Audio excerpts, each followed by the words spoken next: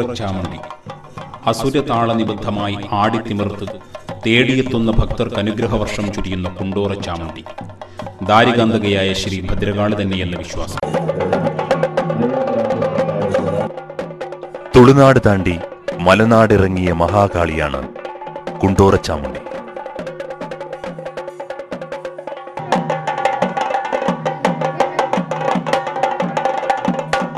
ദാരിക നിഗ്രഹത്തിനായി അവതരിച്ച ശക്തിസ്വരൂപിണി.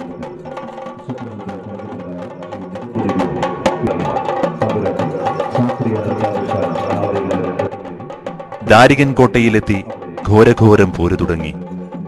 7 രാവും 7 പകലും നീണ്ട പോര്. പോരിനൊടുവിൽ വേതാളപ്പുറത്ത് വെച്ച് തന്നെ മഹാകാളി ദാരികന്റെ തലയറുത്തു.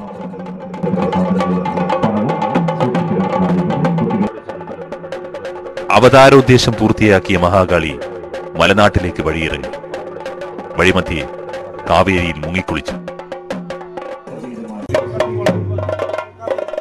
ദാരിക നിഗ്രഹാനന്തരം ദേഹശുദ്ധി വരുത്താൻ കാവേരി തീർത്ഥത്തിലണിഞ്ഞ ശ്രീ ഭദ്രകാളി തീർത്ഥാടകരായ കുണ്ടോറ തന്ത്രിക്കും എട്ടില്ലം തന്ത്രിക്കും നിത്യകർമ്മ പൂജാതി കർമ്മങ്ങളിൽ തപ്പും പിഴയും വരുത്തി.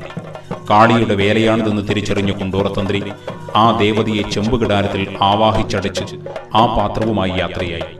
യാത്രാമധ്യേ ഒരു വൃക്ഷച്ചുവട്ടിൽ തന്ത്രിമാർ വിശ്രമിക്കവേ ചെമ്പുകിടാരം പിളർന്ന് പുറത്തു വന്ന കാളി കുമ്പഴക്കോവിലകത്തെ 104 കന്നുകാലികളെ ഒരു രാത്രി കൊണ്ട് ഭക്ഷിച്ചുവത്രേ. ചാമുണ്ടിയുടെ സാന്നിധ്യം മനസ്സിലാക്കിയ നാടുവാഴി തന്റെ കന്നുകാലികളെ മുന്നേ പോലെ നിലനിർത്തി തന്നാൽ കുണ്ടോറപ്പന്റെ വലതുഭാഗത്ത് സ്ഥാനം നൽകി പരിപാലിക്കാമെന്ന് പ്രാർത്ഥിച്ചു. പ്രാർത്ഥന ഫലിക്കുകയും ചാമുണ്ടിക്ക് കുണ്ടോറയിൽ സ്ഥാനം ലഭിക്കുകയും ചെയ്താറെ ചാമുണ്ടി കുണ്ടോറ ചാമുണ്ടിയായി. കുറച്ചു കാലത്തിനു ശേഷം അവിടുന്ന് യാത്ര തിരിച്ച ദേവിക്ക് പെരുവഴിക്ക് നിൽക്കുന്ന കീഴൂര് ശാസ്താവ് തൃക്കാൽ തെറ്റി വഴക്കം കൊടുത്തില്ല.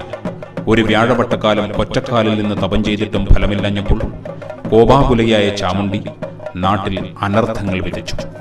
ശാസ്താവിനെ പൂജിച്ച തന്ത്രിയെപ്പോലും ചാമുണ്ടി ഭക്ഷിച്ചു. ചാമുണ്ടിയുടെ ശക്തി പരീക്ഷിക്കാൻ അടയാളം കാട്ടാൻ ചൊന്നു ശാസ്താവ്. ചാമുണ്ടിയാകട്ടെ കാഞ്ഞിരോട് പെരുമ്പുഴ ആര്യമണിൽ പാറ്റിത്തൂറ്റി 16 മുള്ളയുള്ള കമ്പ വിരിച്ച് തിരുമുമ്പിൽ കൊണ്ടുവച്ചു. ഈ അത്ഭുത കൃത്യം കണ്ട് ശാസ്താവ് തൃക്കാൽ തെറ്റിച്ച് വഴക്കം നൽകിയത്രേ.